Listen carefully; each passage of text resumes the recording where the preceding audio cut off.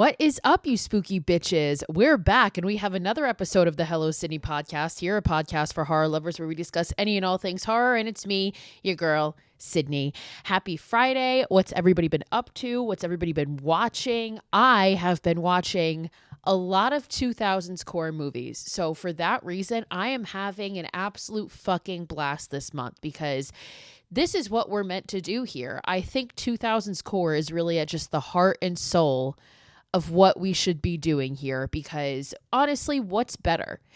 I have to honestly pat myself on the back for the lineup that we have this month because I'm having a fucking blast. And today we're continuing the 2000s core theme, and we're not talking about a movie that was remade. So the main episodes this month, I tried to focus on movies that were remakes that were remade in the 2000s. And this one, for the bonus episodes, this is just a straight 2000s core movie, not a remake. And of course, I'm talking about Dead Silence because you genuinely cannot talk about 2000s core movies without talking about Dead Silence. It's a staple in the 2000s, and it's James Wan, guys. I mean, this movie, Dead Silence, came out in 2007, so he's coming a few years off of Saw, and the screenplay is also written by Leigh Whannell. So it's the dynamic duo, and their name is all over it. And fun fact, apparently Leigh Whannell was not happy with the finished product because I guess there was a lot of studio interference, and it's kind of changed the way that he's worked on screenplays and writing since. But I don't know, Lee. I think this is a fucking banger. Personally, again, maybe it's like that nostalgic connection to 2000s movies that I have, but I think this is a fucking banger. And honestly, the critics don't entirely disagree because Dead Silence has a 6.1 on IMDb, and you know what I'm going to say? Pretty good for a horror movie. So let's get into Dead Silence. Dead Silence, again, came out in 2007. Its runtime is about an hour and 29 minutes. And it opens up with this title card that explains, in the 6th century BC, it was believed that the spirits of the dead would speak through the stomach region of the living, from the Latin for belly and to speak, hence the word ventriloquist. So we see somebody with a match lighting a candle, and there is this creepy music that starts playing. It's so eerie, and that's going to play throughout this whole movie, and I think the music alone is fucking iconic. So we see somebody flipping through an old scrapbook, and you can tell it's like the hands of an old woman, and we see this old woman with a doll, and we get the title card, Dead Silence. So we come back, we're getting the opening credits, the music is continuing to play, and as it's playing, we're seeing these sketches in this scrapbook, and it's of all these different ventriloquist dolls. And if you're like me, dolls freak you the fuck out. So you're already on edge when you're watching this opening because you're like, who does this? So then we start to see these dolls that are being sketched, then being made. And one of them his name is going to be Billy, and he's going to be the staple throughout this movie. And I'll show you guys a picture of Billy a little bit later on because I feel like you really need to see him to get the full effect. But the words perfect doll are written all over this scrapbook. So obviously whoever is doing this is trying to create the perfect doll. So eventually we get the title card directed by James Wan as we zoom in on Billy the Puppet's eye specifically. And we then cut to this apartment, and we are going to meet our main character and his wife. So our main character is this man named Jamie and his wife, Lisa. And Jamie is trying to fix the sink in their apartment. Lisa's laughing at him. You can tell they're obviously kind of just shooting the shit. And we cut to their front door. We see a shadow, there's somebody outside the front door, and somebody rings the doorbell. So Jamie goes to the door and he finds a package there, and there is no information on it other than his name, and it's this big ass box wrapped in paper. So he's like, okay, that's strange. So he takes it in, and he and Lisa open it, and it's this chest, and when they open the chest, it's Billy the puppet, who we just saw. And at this point, I'm going to show you guys, I'll put up a picture here of Billy because Billy is a creepy ass looking little motherfucker, and if that thing showed up on my doorstep, I am getting a priest immediately. I'm not even religious, but I'm calling an exorcist because fuck that noise. So Lisa picks it up and she's like, oh, this reminds me of that old poem that they used to tell us when we were kids about that old woman who had all those dolls. And she starts to kind of recall it, and she's like, beware the stare of Mary Shaw. She had no children, only dolls. And then she can't remember the rest. So we don't hear the rest of it yet. But Lisa kind of like laughs about it. And they look at Billy, who they've now like sat up on the couch, and his mouth opens up on its own. So as if I wasn't already calling an exorcist upon immediately seeing this stupid fucking thing, I'm burning the house down now. Like, I'm not even waiting for the exorcist to get there. The whole place has to go up in flames. So Jamie decides this is a perfect time to leave my wife home alone to go get us Chinese food because, like, delivery didn't exist in 2007, apparently. So Lisa's alone, and she's, like, messing with the doll, and she ends up sitting it on their bed. And she goes to the closet, and behind her, we see Billy turn his head to look at her. And again, like, we're already skeptical about this fucking doll, but now we know the thing fucking moves. So the map says you're fucked, Lisa. Like, you're done. You're cooked. So Lisa turns back, and she notices that its head is turned at her. So she immediately is, like, uneasy about that. So she ends up putting a sheet, like, throwing a sheet over it, which doesn't fucking help much because now it's this creepy doll sitting up on your bed and it has a sheet over it, which somehow makes it even fucking creepier. So Lisa doesn't seem entirely bothered by it because she's like walking by the mirror and she takes a pillow and she puts it in her shirt, like almost as if she's imagining what she's going to look like pregnant. And she's obviously completely unconcerned again about the random ventriloquist doll that showed up on her doorstep that is now sitting on her bed that just turned its head at her.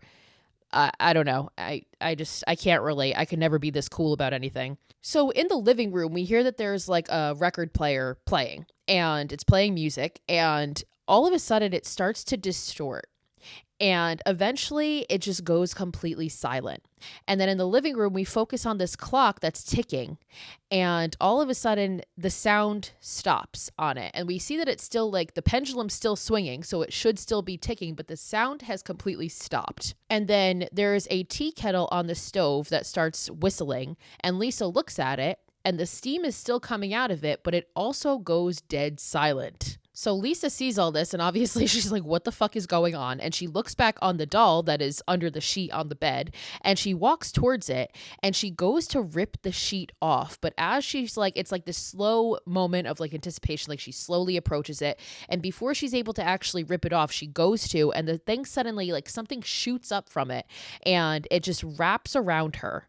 And we can't entirely see what happens because it's so fast, and it's like really quick cut camera shots. But we do see her be thrown out of the bedroom onto the ground, and she starts crawling and she like throws up blood. So whatever just happened, like they fucking got her good. So she's like vomiting up blood. There's blood all over the floor, and she looks back in the bedroom, like in the doorway that she's in, and we just see her get dragged back into the room as she screams. So safe to say R.I.P. Lisa, like you're fucked. So then we cut to Jamie, who's walking in, obviously completely unaware that any of this just happened. He has like a rose for her and their Chinese food, and he gets into the apartment and he hears the tea kettle screaming, like whistling, and the radio playing and everything. So he can hear everything, and he calls out for Lisa, and he hears Lisa talk back to him, and she says, "I'm in here." So it sounds like it's coming from the bedroom, and he goes towards the bedroom, but then suddenly he's distracted when he slips on blood that's on the floor. So now he's panicked, and he calls out for Lisa again, and she responds, "Yes, Jamie?" Bro, no. Nope. I have a fucking serious problem with this shit. And honestly, thinking about it, this movie is probably the movie that made me scared of like mimics and shit, because like, this bitch is dead. We're about to find out she's dead. And obviously we could tell just from the fucking opening that she's dead. And somebody is using her voice. And that makes me want to spiral into a fucking mental breakdown because it makes me physically ill to think about. That shit scares the shit out of me. So he goes into the bedroom and she's still talking to him. And this time she says, "I have a surprise for you, Jamie." But towards the end of that sentence, her voice distorts a little bit and it almost sounds like an old woman is talking instead of his wife. And he goes into the bedroom and all of a sudden he hears Lisa laugh behind him. Like she was just in front of him. She, quotes, was just in front of him. Now she's suddenly behind him, but there's nobody actually there. But he sees something under a sheet on the bed, and we can see that there is like a faint spray of blood on it. So obviously we kind of are getting the gist of what's under this sheet. And sure enough, Jamie approaches and he rips the sheet off, and it is indeed his wife, very dead. And she's not just dead, she's like violently dead because her jaw is just ripped clean off, like completely unhinged, fucking smiling from ear to ear and just blood. Like she's fucked up. like completely mangled. And obviously Jamie calls the cops, and we see the coroner taking the body out, and Jamie is just completely distraught. And he's in the police station, and there's these two detectives talking about how, you know, she has no defensive wounds, and that's really suspicious. And also, like, her face, I've never seen anything like that. Like, what the fuck is that about? So one of the detectives, Detective Lipton, who is played by Donnie Wahlberg, ends up going in to talk to Jamie, and you can tell the way he's talking, he already thinks Jamie is guilty. He's like, there's no way that you didn't kill your wife. Like, you were the only one there. Obviously, it was you. And he's basically telling Jamie that he thinks he killed his fucking wife. And Jamie's confused. He's like, why would you think that? It's like, brother, you were the only one in the apartment. But then he starts to tell Detective Lipton about this puppet that showed up on their doorstep and how it was odd. And Lipton's like, I don't give a fuck about a puppet. Like, what are you talking about? And Jamie's like, no, like, you don't understand. The town that I'm from, a ventriloquist dummy is a bad omen, and some people believe that it brings death to those around him. And Detective Lipton is just absolutely stunned because he can't believe that this is even being brought up. He's like, yeah, bro, you murdered your wife. Like, I don't give a fuck about a ventriloquist dummy. So Detective Lipton goes on to explain in great detail how Lisa didn't have a tongue, and that means, like, she was already dead when you walked in. So you claim that you hear her voice, but how would you have heard her if she was already dead and her tongue was ripped out? And Jamie is just as confused as he is. And Detective Lipton ultimately is like, well, I don't really have anything to arrest you on yet, so you're free to go. So Jamie leaves. So Jamie ends up going home, and he sees Billy on the floor, which, like, I'm burning this thing and I'm burning myself in the process with it. I don't even care. I'm burning the whole fucking apartment complex down. So he looks at the doll, and he looks at the box that the doll came in, and it has this like red velvet on the wall of it, and he like pulls it off, and underneath that he discovers a logo for Mary Shaw and Billy in Ravens Fair. And Ravens Fair is the town that Jamie is from. So we cut to Jamie driving in his car, and he has Billy in the back seat, and he pulls into this town of Ravens Fair, and it just looks like super run down and abandoned, but he ends up pulling up to this huge ass mansion that has like a gate in front of it and everything. Like, it's massive. And he goes to the front door, and this blonde young woman answers, and her name is going to be Ella. And she hugs Jamie, who looks confused, like he doesn't know who this bitch is. And she's like, I'm so sorry about your wife, but we're glad to have you home. And again, he's just like, what the fuck? And she's like, oh, sorry, I should introduce myself. I'm Ella. I guess I'm your stepmother. Bitch, you could have fucking opened with that. Like, who are you? So anyway, Jamie goes in the house, and he can hear his dad calling from upstairs. So Jamie follows his voice, and he goes upstairs, and he finds his father in a wheelchair, hooked up to oxygen and wearing a gas mask. And Ella gets behind him, and they start to tell Jamie how his father had a stroke 2 months ago. And his father's name is Edward.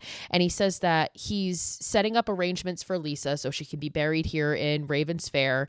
And there's obviously tension between Jamie and his father. Like, they kind of go back and forth, specifically Jamie. And Jamie is like, I ain't come here for you to take care of her funeral. Like, I came here to ask you something. Do you remember that poem that mom used to read me when I was a kid? And he starts to recite the Beware the Stare of Mary Shaw. She had no children, only dolls. If you see her in your dreams, and he can't really remember it. And Ella finishes it for him and says, be sure you never ever scream. And she's like, it's just a scary poem that parents use when we're kids in this town. And Edward agrees. He's like, yeah, it's just a superstition. But Jamie insists that there's something more to it. And he gets upset when they're not really believing him, so he goes to leave. They try to get him to stay, but ultimately he walks out. And as he's walking out, Ella follows him and insists that his father has changed. Like, he's better than you knew him. Like, he's better than he was before. And Jamie looks at this portrait that's on the wall, and it's a portrait of Edward, his father, and Jamie when he was a kid. And he's like, you know, my mom used to be in this painting, and he had her painted out after he left her and drove her to kill herself. And he also drew out his next wife and his next wife, and he gets to a portrait of his father and Ella, which obviously is the most recent one. And he's like, you should probably leave him before your portrait gets painted out too. So Jamie leaves, and he ends up going to the local funeral home where he meets Henry Walker. He already knows Henry, but we meet Henry Walker, who's the local mortician. And they're talking about like the arrangements for Lisa and whatnot. And Henry says that her body is arriving tonight, so we'll get started then. So Jamie goes to this motel that he's staying at and he looks at this picture of Lisa. Obviously, he's completely distraught and he ends up rolling over to go to sleep. But the camera pans and at the foot of his bed, there's a chair where Billy is sitting. Like, how the fuck are you going to sleep with this thing just directly watching you? Like, why wouldn't you just like leave it in the car or like put it in a fucking closet or something? Like, you're seriously going to go to sleep with this thing at the foot of your bed watching you, the thing that like was just in the apartment when your wife was brutally murdered? I don't know. Very suspicious, very like psychotic behavior, if you ask me. But I'm sure he regrets it because all of a sudden we focus on the faucet in the bathroom and we see that it's dripping water. We also see that outside there is like this red blinking sign. And when it blinks, it kind of lets off this like electrical sound. It's very faint, but you can still hear it. But then all of a sudden, all the sound stops. So the faucet is still dripping, but we can't hear it. The sign is still blinking, but we can't hear it. And we see Billy the puppet, instead of moving his full head, he kind of just moves his pupils to the side. So now he's like looking out his peripheral. So now we see Jamie flip over. And when he flips over, Billy is directly in his face. So Jamie pops up out of bed, obviously completely startled. And he looks in the corner because he starts to hear breathing. And he sees this red blinking light. And in the red blinking light, we can see this old woman. And she's like behind this white curtain that's kind of blowing in the wind. And it's kind of this really cool shot because we're seeing like the red blinking light and then this curtain like blows in front of her. So we can't entirely see her face, but we can see her through this curtain. And what we can see, again, we can't see her entirely, but we can tell that her face, she's dead. Like her face is like dead looking. And eventually she starts kind of coming towards Jamie, but before she could actually get there, he turns the lights on and Billy is back in his chair and Mary Shaw is gone. So of course this old woman is going to be Mary Shaw. She's gone. Everything's back to normal. So we cut back to Henry and we see him bringing Lisa's body down into his like workshop, whatever you want to call it, in his funeral parlor. And he brings her body bag down there and he opens the body bag and he is just completely stunned because obviously he's seeing her face, like how fucked up she is. And he just looks at her and he says, "It can't be." So like obviously he knows something. And then he gets distracted because he hears a noise and he calls out for Marion. And Marion's going to end up being his wife. And he opens this cupboard that goes down into this crawl space and he just says, "I told you not to go down there." And we cut to the crawl space and we see that his wife Marion is down there. And she's old. She must have like dementia because she's kind of like not all there. She's not with it. And Marion says she's here now. She won't find me down here. Bitch, what the fuck are you saying? And Henry makes her come out and he's completely like ignoring this cryptic shit that she's saying, which is insane. And Marion is holding like a taxidermy crow. So I guess maybe that's why he doesn't believe her. Like she's obviously like kind of not entirely there, but like, I don't care. If she's saying this shit to me, we're getting the fuck out of Dodge, brother. But as she like is holding this crow and petting it and he sends her back upstairs, she says, "The silent time is here." So like obviously Marion knows something and we should listen to this old crazy lady. So Henry sends her upstairs, doesn't even bother to think twice about what she just said. And he goes back to Lisa's body. And again, he's still appalled. And he takes out this like old fashioned camera to go take a picture of her. And when the camera flashes, we get like a very quick glimpse of Lisa's face again. So it's kind of cool how they put it in that flash. So you only see it for a second. So the next day or however many days later is Lisa's funeral. And Jamie's at the funeral and he's kind of wandering through the woods where the cemetery is after this funeral. And he sees an old woman walking in the distance and he follows her. And the old woman is going to be Marion. It's not Mary Shaw. Don't worry. It's Marion, who might be equally as fucking terrifying with the cryptic shit she says, but I don't know. But he eventually runs into Marion and asks, "Did you see her? She killed your wife." What? What do you mean? Who? Like, who are you talking about? I'm going to need more than that, Marion. And she starts to recite the poem, "Beware the stare of Mary Shaw. She had no children, only dolls. And if you see her in your dreams," but before she can finish the poem, Henry shows up and interrupts and is like, "I'm sorry, like she doesn't know what she's saying. Like, come on, Marion." Like as Marion is just babbling on and she says to Jamie, "You must bury the doll," which like Henry, she obviously knows some shit. Maybe she does know what she's talking about and maybe you all should listen to her and a lot of shit that's about to happen could have been avoided. But what the fuck do I know? I'm just a spectator. So anyway, as Jamie is kind of shocked by what just occurred and what Marion just said, he looks and he notices this gravestone that is covered by all these branches, and he moves over the branches, and sure enough, he is standing right on the grave of Mary Shaw, which, like, convenient that happened. Obviously, Marion must have led him there on purpose because Marion knows some shit that we don't. So anyway, we cut to Jamie back in the car, and Billy the puppet is now in the passenger seat. And as Jamie is looking forward driving, we see Billy the puppet's pupils once again move to look at Jamie out of his fucking side eye. Like, this bitch is side eyeing this man now. As if you're not creepy enough, you're gonna give me the side eye. Like, I'm crashing this car and I'm killing us both. I'm sorry. There's no other option. But of course, when Jamie goes to look at the fucking thing, his eyes are back to normal. He's not looking at him. So eventually Jamie pulls up to the cemetery and he goes back to Mary's grave, but this time he has Billy with him. And he starts to look at all these smaller headstones that are surrounding Mary, and they all have names on them. And he finds one that has the name Billy on it. So he starts digging where Billy's headstone is, and as Billy is sitting there, his mouth opens by itself again. And eventually Jamie gets to this casket that is buried where Billy is supposed to be, and he opens it and it's completely empty. So he looks at Billy and he's like, who dug you up? Like, obviously somebody came here and dug you up and fucking sent you to me. And then the silence comes back again because we see that, like, the trees were rustling and they're blowing in the wind, but all of a sudden it completely stops. But Jamie takes Billy and puts him back in the casket, and he goes to put the lid back on, but as he does, Billy's head turns, and Jamie honestly, like, isn't even that startled by this at this point, and he just, like, puts the lid on the casket and leaves anyway. Like, he's not even phased. He's like, nope, I'm just gonna pretend like that didn't happen, and I'm just gonna leave you here and get the fuck out of Dodge, which honestly, I don't blame the guy. So Jamie gets back in his car, and we see these, like, shadows kind of moving by his window, and he's kind of turning to see where they're coming from, and, like, they're on this side and then they're on this side, and all of a sudden when he turns, Billy is in the fucking window. We get a jump scare here, and he gets out of the car and nothing's there. So now his, like, mind's playing tricks on him. There's some weird shit happening, but he ends up going back to his motel, and he's, like, washing his face, and when he comes out of the bathroom, sure enough, Billy is fucking sitting there on a chair. But who's also sitting there is Detective Lipton. So Detective Lipton has been following him and just, like, broke into his fucking motel room and also dug Billy up. And Jamie obviously is startled by this, and Detective Lipton looks at him and is like, so I guess your wife is not the only one that you came to bury. Like, what is that? And he points at the doll and he's like, why did you bury it? Because that is evidence of your crime. So that's, like, you're obviously trying to hide something because you committed this crime.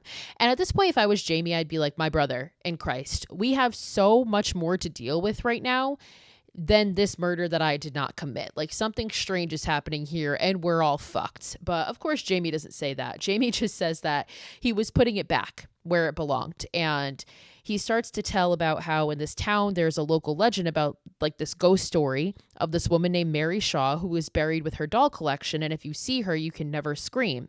And the detective finishes the sentence and is like, or you end up without a tongue. And he's like, yeah, your wife obviously didn't follow that fucking poem, which, why the fuck, who says that? Like, what is wrong with you? So Jamie obviously gets fucking pissed off, and Jamie is like, listen, like, whoever sent me this doll, I think either knows who murdered my wife or did it themselves. And the detective just still isn't buying it. And he ends up leaving, and he takes Billy with him because he's evidence. He makes that very known.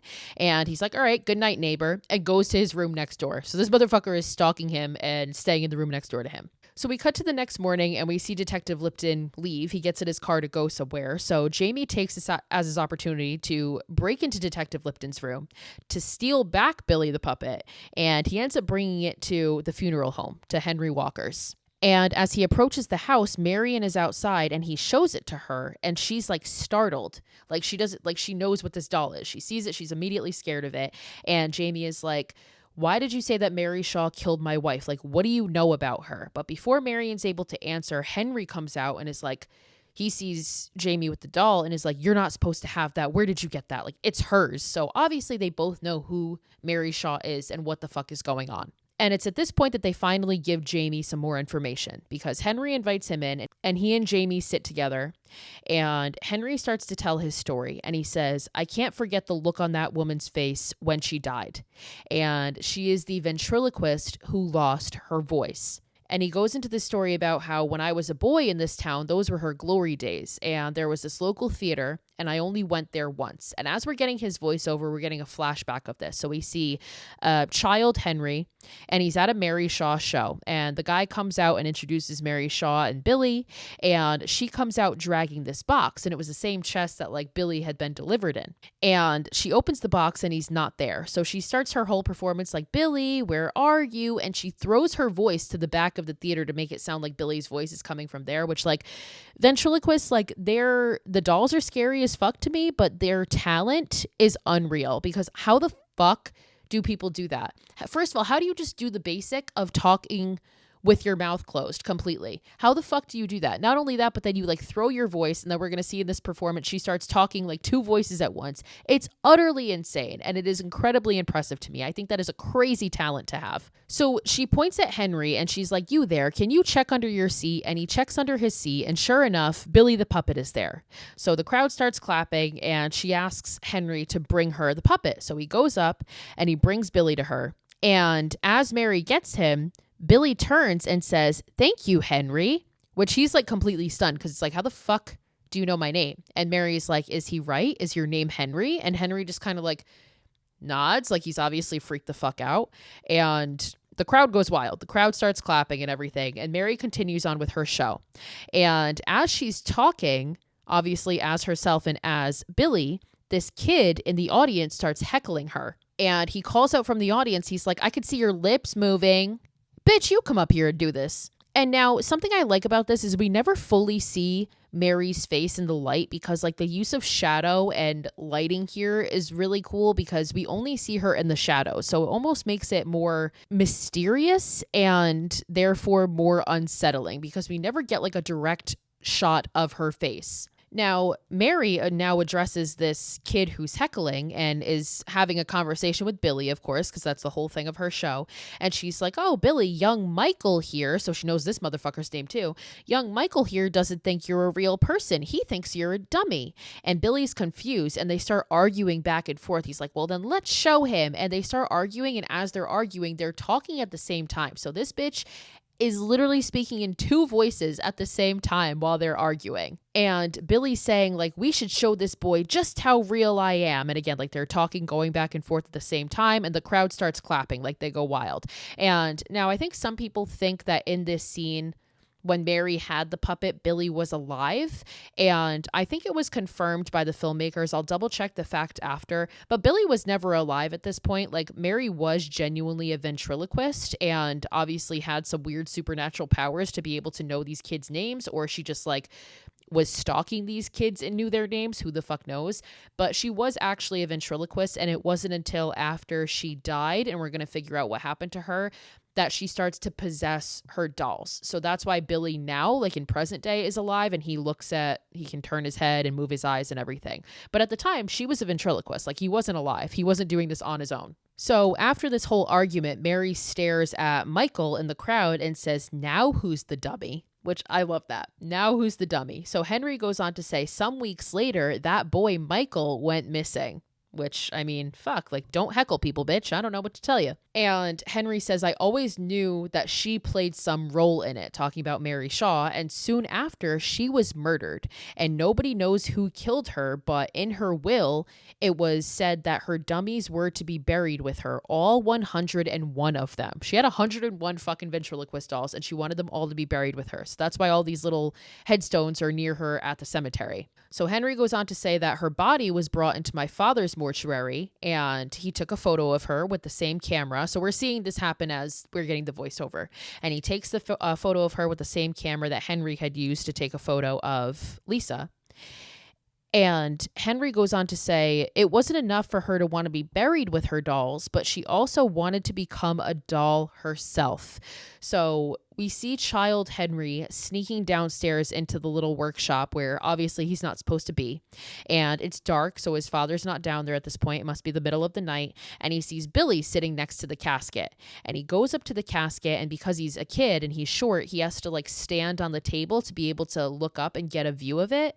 And as he's standing on this table, the camera starts to pan up. And right before we get to Mary's face, the table flips over.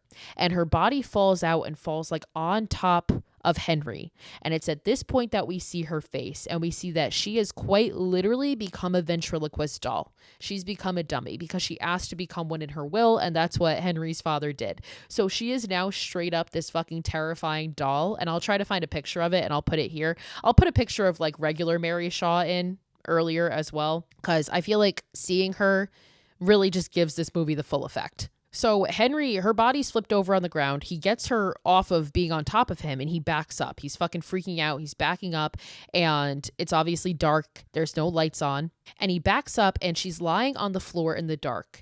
And he looks away for a second. And when he looks back, she's gone. Of course she is. Why wouldn't she be? And he turns and he sees her standing there now.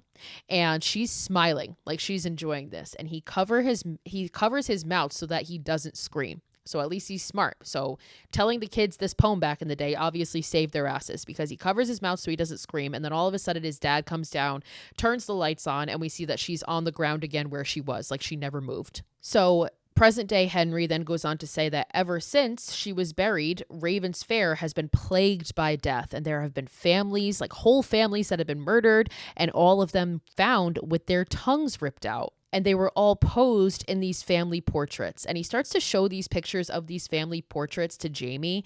And these people are all mutilated. Like, so same thing as Lisa, like their tongues ripped out, their jaws like completely unhinged. And he warns Jamie as he's flipping through this scrapbook of these dead people, like, your wife's is the last one. And we don't see it, but obviously we see that Jamie sees it and he's fucking disturbed by it. And he asks Henry, like, how did you take these pictures? And Henry's like, well, it's part of my business, which, like, I don't think it's part of your business to set these people up like an old Victorian photo and take pictures of them completely dead and mutilated, but like, okay, whatever you say, my guy. So Jamie moves on and he's like, who would dig up this dummy and send it to me? And Henry's like, I don't know, because no one even speaks her name anymore in this town because they know that she won't stop killing. And Henry also tells him it's said that she used to live out in that old theater.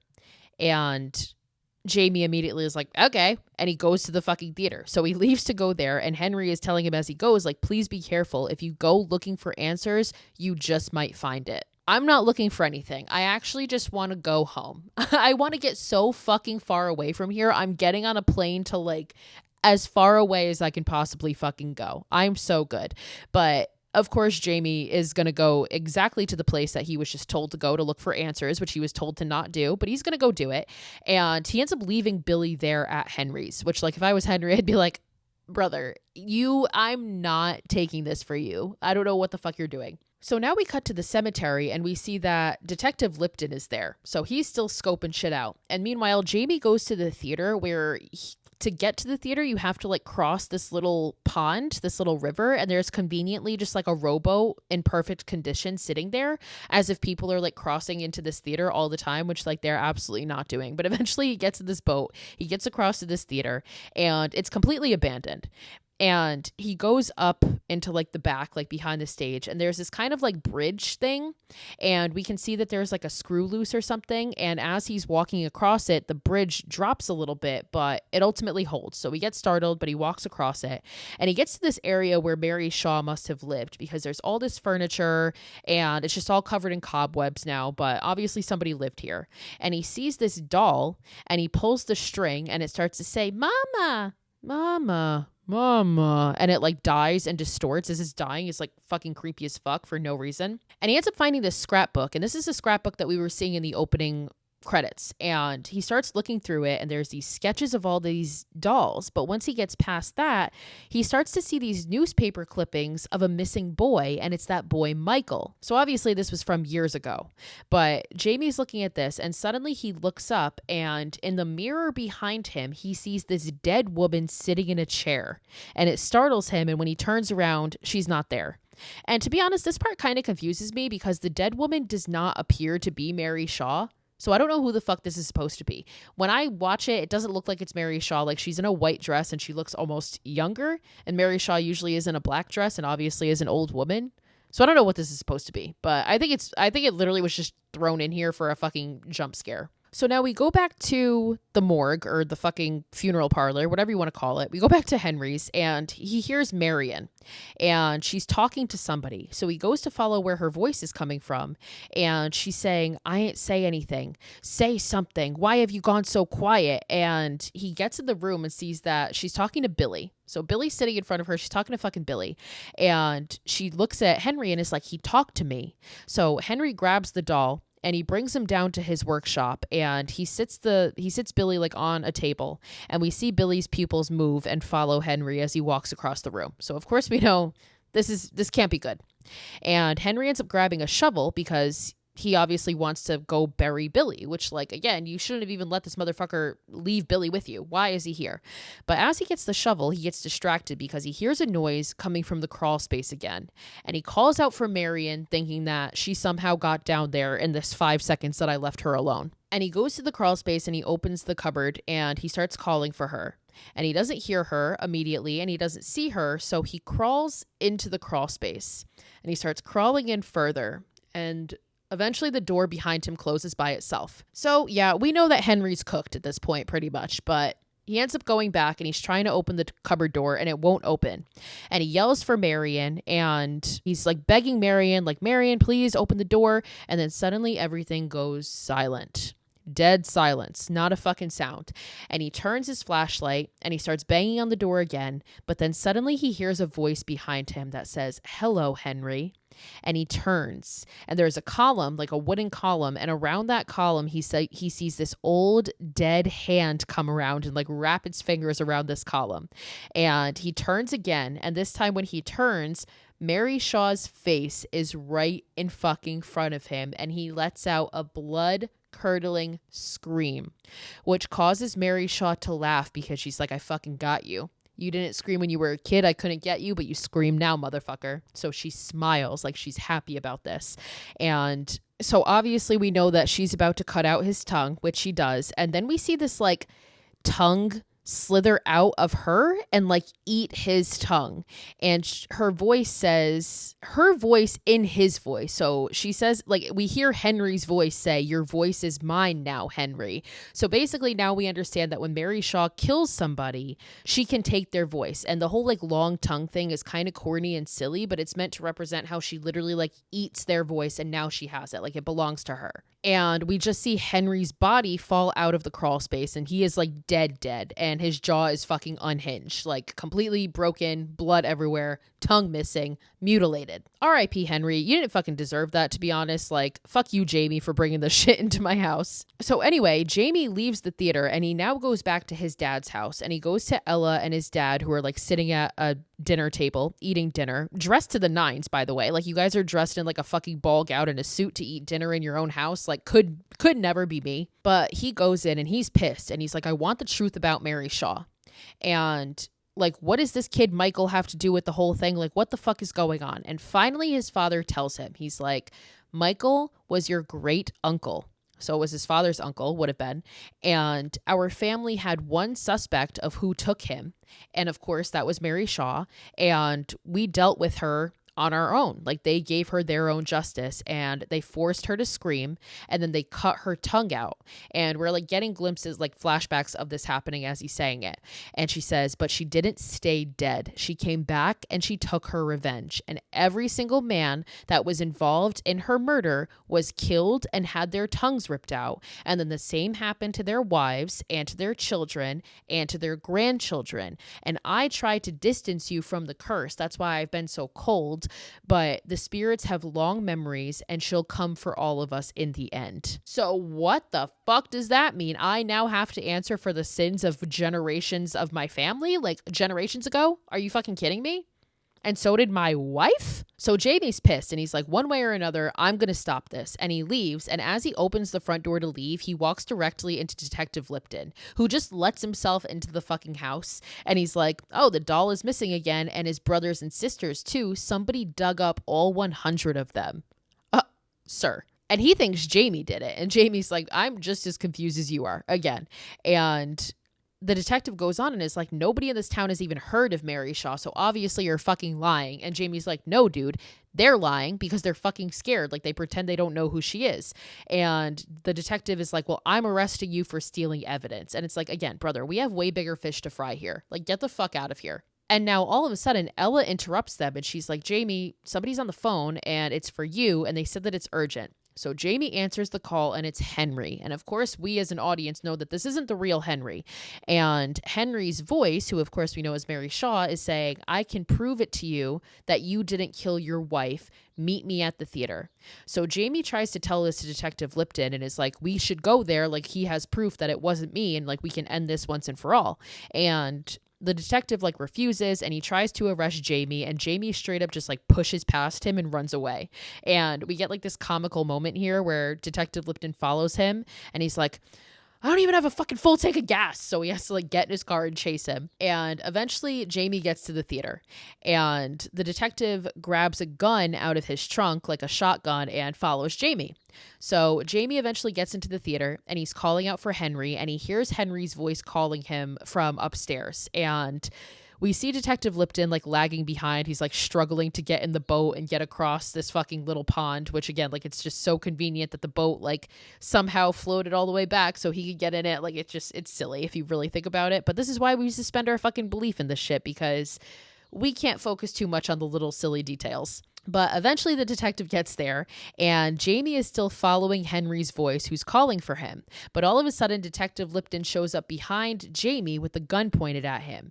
And the detective is like, this man is not here. Like, obviously you're fucking crazy. But then Henry's voice says, yes, he is. So the detective finally is like, oh shit, okay, maybe you're not lying to me. And he actually says to Jamie, if you say I told you so, I'll shoot you. Like, so they follow the voice and they get to this area where like there's a couch and behind it there's this corner, like there's a wall that goes around a corner, and Jamie hears the voice coming from that direction. So he goes to look behind this wall and we hear Mary Shaw start to hum. And instead of running in the other direction like a madman, they go towards it. So Jamie goes behind the wall and he follows it and he turns the corner and the detective follows him and he tells Detective Lipton, whatever happens, don't scream. So eventually they get into this room where they find a bunch of dolls, and Detective Lipton picks one up and like throws it, and it hits this curtain which drops and reveals these glass cases of all of Mary Shaw's dolls. So there are 100 dolls in these glass cases that is like floor to ceiling, and it's just lines of them, which like, this is my own personal hell, I think, because I fucking hate dolls. And like, imagine all these beady ass little eyes looking at you, and they start to like focus on some of the dolls so you can see what they look like, and they all look similar but different. Like, they all have like this like red lipstick and they all look creepy as fuck. I mean, that's what really matters. And Jamie is looking at them shocked and he's like, somebody brought them back here. And he finds an empty case and sure enough, it has Billy's name on it. So Billy is the only one that's missing right now. And Jamie turns and he sees this chair and there's this red sheet over something sitting on this chair. And he goes towards it and he takes the sheet off, and it's the body of that kid Michael, who is completely turned into a ventriloquist dummy. And this is a lesson, kids. This is what happens if you talk shit. Respect your fucking elders. Don't talk shit. Don't heckle. Thank you. That's the point of this episode. So the detective ends up getting like up close to this body, and as he does that, Jamie like pulls the strings that are holding it, because it's like a puppet on strings. And Jamie pulls the strings, which like causes the body to pull back, which startles Detective Lipton, another jump scare. And all of a sudden, as they're focusing on this body, everything starts to go quiet, because at this point you were able to hear like the wind howling, but you can't hear that anymore.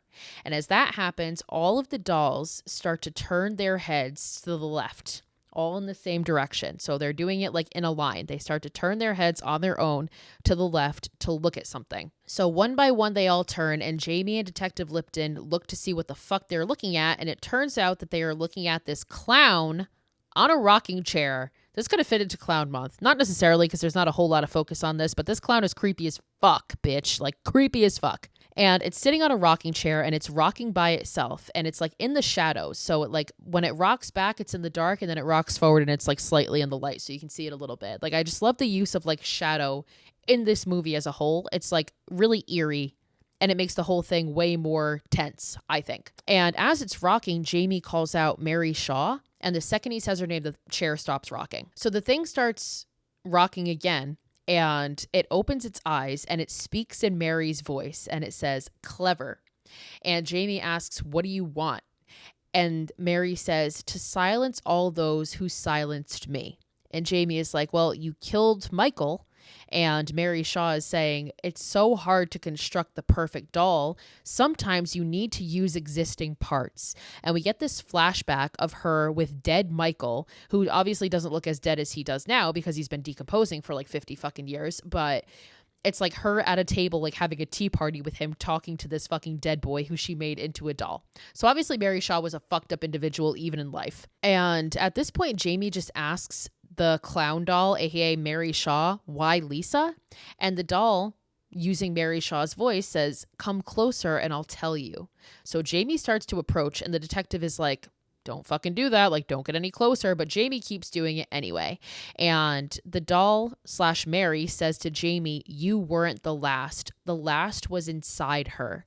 And it's at this point that Jamie realizes that Lisa was pregnant. And that's why in the beginning, like, she stops in front of the mirror and puts the pillow under her to like imagine how she's going to look when she's further along. So she was fucking pregnant. And that means Jamie's lineage was about to continue. So that's why Lisa was killed. That's why she was targeted. So as Jamie is having this realization, this long ass like snake tongue comes out and licks him from the clown. And he obviously jumps back and the clown starts laughing.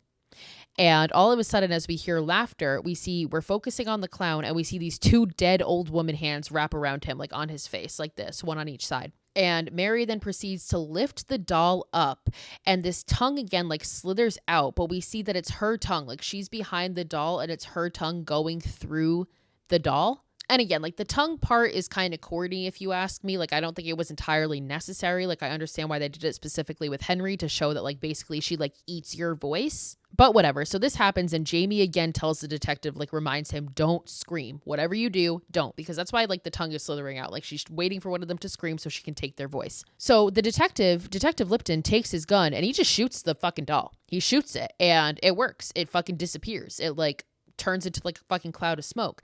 But then one of the dolls in the glass case starts to expand. Like its face starts to expand. And Jamie is like, her soul is like, the whole point of this is like her soul is taking over the dolls. Like she's able to jump from doll to doll. And when the faces start to expand, that's representing how she's going into that doll. So as the face expands, the detective shoots it. And then another one expands, he shoots it. And then another, and then another. And Jamie says, like, she's living in the dolls now. We have to destroy the dolls. So he keeps shooting. And eventually Jamie takes this lantern that he has and he just throws it at the case, which starts a fucking fire. It just lights them all up. And behind them, we see Michael stand up and Mary rises up behind him. And they see this and they fucking book it. They make a run for it. And the place is now blazing. It went up pretty fucking fast. And Mary follows behind them and we get this really creepy shot of her in this hallway with like these billowing curtains, and she's not walking, she's gliding. And that kind of fucks me up when people do that because like, I don't know, there's just something so eerie to me about like spirits levitating and gliding, like they don't have to walk. There's something very unsettling for me about that. So eventually they run across this bridge that we had seen Jamie on earlier where the screws were loose. And sure enough, the thing fucking collapses. And when it collapses, Detective Lipton falls off of it. And as he's falling, he screams. So he's done for. And sure enough, something like as he's falling grabs him and pulls him behind this curtain.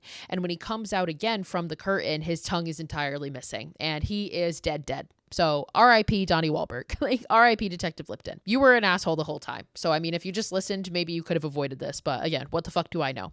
But now we see Jamie holding himself up on this. He didn't entirely fall and he pulls himself up. But as he pulls himself up, Mary Shaw's face is directly in front of him. So he's like, nope, just let's go anyway. So there was no point to even fucking pulling himself up. So he lets himself go and he like breaks through this floor. And he's now in the water because, again, the theater is completely surrounded by water. So I guess like underneath the floorboards is water. I don't know. But somehow he's in the water and he's swimming through the water and he grabs his flashlight and there's like these creepy mannequins down there with him and he gets startled by one of them. But eventually he gets out and he gets out to his car. So apparently through being in the water, he's able to go back, whatever, gets out, goes back to his car. And at this moment, he remembers that Billy wasn't in the case. And he remembers that he left Billy at Henry's. So he drives to Henry and this creepy music box music is playing again. And he gets to Henry's house thinking that Billy is still there. And he goes down to the basement where he finds poor Marion holding Henry's dead body. Holding Henry, like her poor husband. This woman is already all sorts of fucked up. Now she'll never recover. She'll never be okay. And Jamie asks her who took the doll. And Marion tells him that your father took the doll. So Jamie's like, my father? He never leaves the house. Like, he's in a wheelchair. And Marion is like, he left the house. He had the doll. So Jamie goes back to his father's house and he gets in there and now it's all dark. And the only light we see is lightning. So like the lightning like illuminates things every so often. And he eventually gets up to his father's room and he goes in and he hears Detective Lipton's voice. And then he hears Henry's voice. So of course we know Mary is here. And we see like all the furniture in the room is covered in sheets. And he goes to take the sheet off one of the chairs and sitting in that chair is Billy. He was underneath this sheet. And as we focus on Billy, suddenly Mary Shaw bursts through the window and flies towards Jamie. And he ends up like grabbing Billy. He thinks quick. He grabs Billy and he throws him in the fire because there's a fireplace that's conveniently lit. So he grabs Billy, throws him in the fire, and she's vanquished. That's it. She disappears, throws Billy in the fire, and she fucking disappears because that was the last doll that they had to destroy. And her tongue like flies out of her mouth because she's like losing her sound, her voice, and all these voices again. And she flies back into the darkness and she's gone. That's it. It's not it. Because lightning strikes and Jamie sees that his father is sitting in the room. And he approaches his dad and he sees that his dad is dead. He is dead. Like, he is sitting there looking like a fucking corpse. He's dead. And not only is he dead, he looks in his father's back and sees that there is a cutout down his back and there is a wooden stick placed in him. And it's at this moment that he has the realization. And this is where the fucking plot twist hits. Because it's at this point that we, along with Jamie, realize that Ella is the villain. And Edward has been being manipulated by her. And she has been using him as a ventriloquist dummy. He's been dead the whole time, which like... This was kind of supposed to be hinted because he does look dead throughout the movie. Like, he is incredibly pale and he doesn't speak or move unless Ella is directly behind him. So now we start to get flashbacks and we see Ella behind him, obviously manipulating him. And we zoom in on her throat and see that like her throat is moving, showing that she is speaking, like she's making his voice. So she's been the villain all along. And now we get flashbacks of Mary's sketchbooks and we see again, like the perfect doll. But this time we turn the page that says the perfect doll and it's a sketch of Ella. So she's a fucking doll. She's been one of Mary Shaw's dolls the whole time. And we cut back and we see that Ella is now in Jamie's face and she looks at him and she says, "Now who's the dummy?" And her face distorts into Mary Shaw's old dead looking face and Jamie screams. He lets out a scream. He fucks up and she lunges at him and sure enough, he's done for. He's fucking dead. Cuts out his fucking tongue and now has his voice. And now the final shot we get of this movie is we cut to Jamie and he's now a doll. He's like made into a ventriloquist doll and we zoom out and we see a picture of not only him, but of his wife, Lisa, of Detective Lipton, of his dad, all now as ventriloquist dolls. And we hear the poem one final time, "Beware the stare of Mary Shaw. She had no children, only dolls. If you see her, never ever scream." And Mary Shaw's hand comes in and closes the book with all the pictures in it. And the credits roll and the movie ends. Wow. Dead fucking silence, brother. One of the reasons I like this movie is because I love a hopeless ending. And like, this is an ending where everybody dies. Literally everybody dies. The only surviving person in this movie is Marion. And again, like Marion is already kind of off her fucking rocker and now her husband is dead. So like, what is even like, it's tragic. Like, is it even worth her being around? Like, what's she gonna do now? So yeah, it's pretty fucking hopeless. Everybody dies. And Mary Shaw lives on. And I low-key wish, like, this is one of the movies where I wouldn't have hated getting a sequel. Like, I would not have hated this being a franchise. And I feel like I read that there were at one point plans for there being a sequel and they ended up getting scrapped because this movie completely failed at the box office. Like, it didn't do too hot, which like There's so many other movies that get sequels that I don't think deserve it. I would have liked to see more of Mary Shaw. And maybe one day we will, because everything's kind of making a comeback these days. So who knows? Anything is possible. Oh, I forgot to mention, and I've never caught this, I've never seen it myself, but I forgot to mention that in the scene where you see all of her dolls in the glass cases, apparently Billy the puppet from Saw is on the ground at some point. I've never seen it again myself, but it's apparently there. So if you watch this, keep an eye out for it. I love James Wan because every like creepy doll, like the creepiest dolls that we have are all made by James Wan. So like Billy the Puppet, and I like how he named Billy the Puppet twice. So like Billy the Puppet in Saw and now Billy the Puppet in Dead Silence. And he also created Annabelle, that fucking creepy ass doll. He's got a propensity for dolls. He does very good at making a creepy ass fucking doll. And he's just very good at a lot of shit, but dolls are like his forte. So yeah, I would totally love to see James Wan do a sequel to this in the future. Again, anything is possible. And I know like Lee Wanell was unhappy with the screenplay for this one and how it turned out, but I would love to see him do a screenplay for a sequel that he's actually happy with. Because if this was good already and then he wasn't happy with it, it makes me think like, what were your original plans? Because I think Lee Wanell mostly writes great stories. So like, what the fuck were your original plans here? Would love to know that. But there you have it, guys. Dead Silence, a 2000s core fucking staple, a masterpiece in its own right. I love it. Mary Shaw's an icon. Billy's a fucking icon. Everybody dies. That's it. That's literally what I leave you with in this episode. So next episode you guys get, I'm all thrown off with time because I'm making this like early March before I go to Texas. So by the time you guys see this, I will be in Texas at the end of South by Southwest. So hopefully I've met Nick Cage by this point. Like, time will tell. Okay, so next episode on Wednesday is going to be House of Wax, another 2000 staple, and I love the OG version too. So we're going to talk about both of those. So that'll be a lot of fun because those are both really, really good movies. If you guys haven't yet given me a 5-star rating on Apple, Spotify, wherever you're listening to me, that would be super helpful. Helps push me out into the algorithm, find some more people to join our lovely little community we have going on here. And until next episode, you guys can find me and keep up with me on TikTok and Instagram, horror_chronicles. I post especially on TikTok every day. And until next time, watch more horror movies and stay spooky, my friends.